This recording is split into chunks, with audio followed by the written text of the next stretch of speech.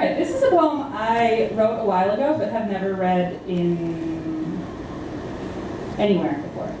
I was going to say in public, but I don't think I've even read it to people. So new shit.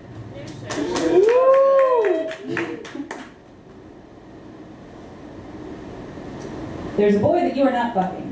This is sort of like the love and sex part of this feature. There's a boy that you are not fucking. There are many boys that you are not fucking, but with this one you do something like fucking, but without the sex. When he calls you a saint and says that you are pathologically kind, you think of Mother Teresa's feet. Think of how you never wanted to be a mother. You think of the coffee you made him the first time you woke up in your bed. You think that kindness cannot be pathological. You wonder who treated him so roughly for him to think it can be. You think, fuck him, as if he knows anything about you at all except for what you say in your sleep. You know he is not wrong. You think you should stay the fuck away from writers and perceptive broken boys. You consider kindness as coping mechanism. Wonder which parts of you are defense and what they are defending. You learned too young that no one knows how to deal with your ugly. You're broken, always more terrifying than your bite. Your friends who show you theirs do not always want your mess in return. You are a competent collector of other people's bared bellies. You listen so well when you become only ears and sympathetic eyes. Your mouth shrinks in importance. This is how you like it. It is a point of pride that you are capable of fixing broken things. It is a point of pride that you are not a thing in need of fixing. You cultivate an envy of two-way mirrors. You've never been able to build them strong enough to hold weight. And the boy that you are not fucking sees through you. You'll think of him still wrapped in your blankets when you leave for work. You consider your ability to be naked and still wear armor. You remember him quoting Jack McCarthy at you. Be kind to yourself. And you wonder if you are so pathologically kind, why you aren't.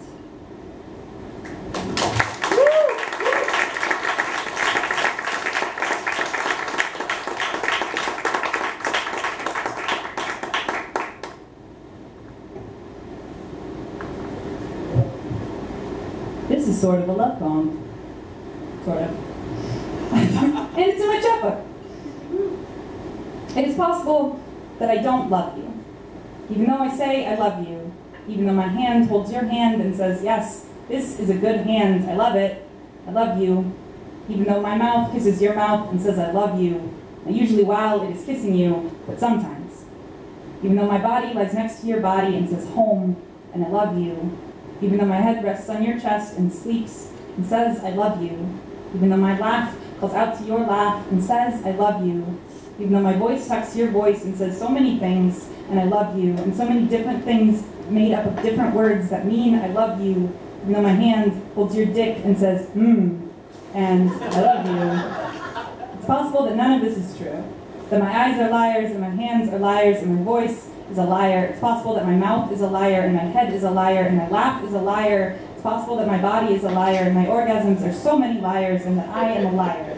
It's possible I am made up only of liars, a hive of liars. It's possible that my heart is the buzzing queen of the liar hive that is me. I don't think so. I don't think that all of these things have conspired to lie to you and to me, but they might have. And I think you should know that. Because I love you. I love you, unless I am a hive of liars.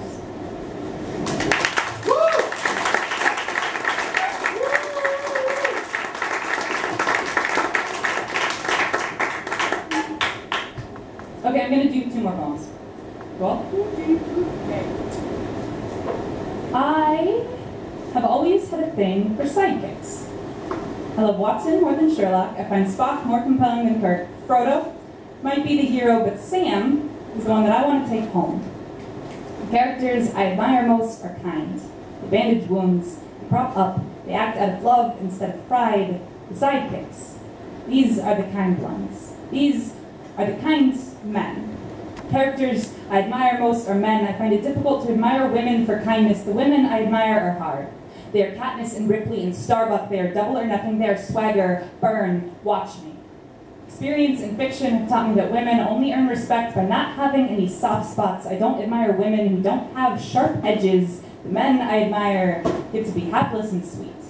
The women can't afford to be. Wash plays with toy dinosaurs. Zoe plays with guns. Experience and I've learned that kindness is a luxury of privilege or ignorance. Women can only be kind if we don't know what it costs us, if we are willing to dress in white flags and Stockholm Syndrome. I know this isn't true, but I've seen soft spots hit with homing missiles. I don't understand not building yourself into a bunker. Madame Pomfrey, for me the strength that it takes to bury dead children, to hold your own severed pieces together until they scab. I know that kindness and toughness are not mutually exclusive. I know that vulnerable is not a synonym for weak. I know that women can be sweet skin and peach pit center both. I do not believe everything I know. In my favorite love stories, men are sugar to women's bitter coffee. Men are tender for women who have unlearned their softness, women who have sharpened themselves into blade, get the men who can open themselves into sheath. Heroines get the partner they don't allow themselves to be. They get their sidekicks. And this is still the same damn love story of a damsel in distress and the knight come to rescue her. It doesn't matter who is holding the sword or if she built the dragon out of her own skin, she still needs to be saved from it. Fiction is doing us a disservice here. What good are stories if we can't prophesy our hungers satisfied? We call this fantasy for a reason. This is mine. I want stories of women who fall in love with themselves. I want stories of women who fall in love with each other. I want heroines who are not afraid of their own warmth. I want both strength and softness, tooth and tongue. I want whole women who haven't been taught that we are our own worst enemy. I want to see what we would be if we were not always patrolling our own borders and stoking forest fires. I want to know what stories we would tell if we were strong enough to speak softly. Woo!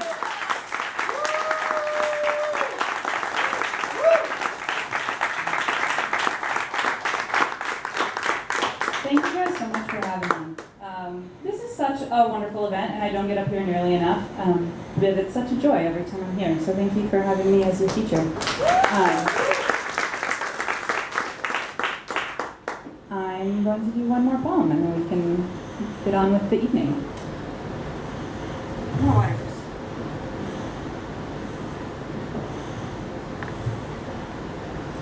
Fear, according to the dictionary.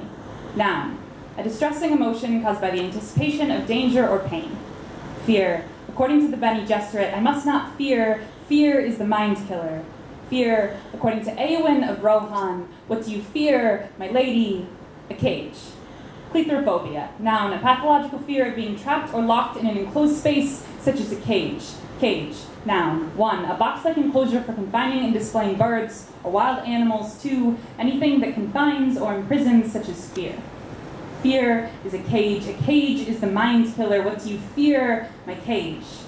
Autophobia, fear of being oneself. Gynophobia, fear of women. Autogynophobia, fear of being a woman. See also claustrophobia, fear of cages. See also ornithorophobia, fear of birds. See also hemophobia, fear of blood or bleeding. See also bravado. Bravado, noun, 1, a convincing performance of not fearing oneself. 2, a disposition towards showy defiance. See also Alia Atreides. See also Eowyn of Rohan. What do you fear, my lady?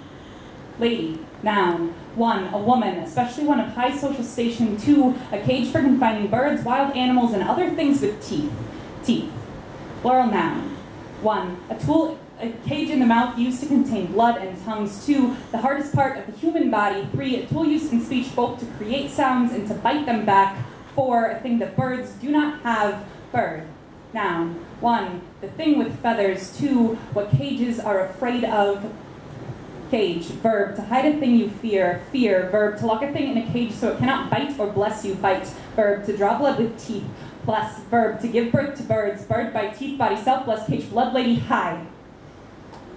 I am a cage, built of bravado and whalebone corsets. I hold beehive, lighthouse, nightmare, copper bell. I hold things that I fear.